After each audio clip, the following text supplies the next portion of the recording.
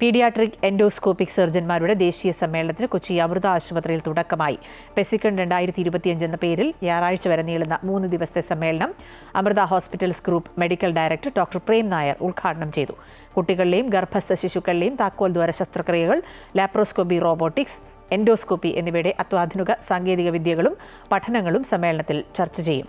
ഗർഭസ്ഥ ശിശുവിന്റെ താക്കോൽ ദ്വാര ശസ്ത്രക്രിയയെക്കുറിച്ച് പോളണ്ടിൽ നിന്നുള്ള ശിശുരോഗ വിദഗ്ധൻ ഡോക്ടർ അഗ്നിയാസ്ക പസ്തുഷ്ക സംസാരിച്ചു.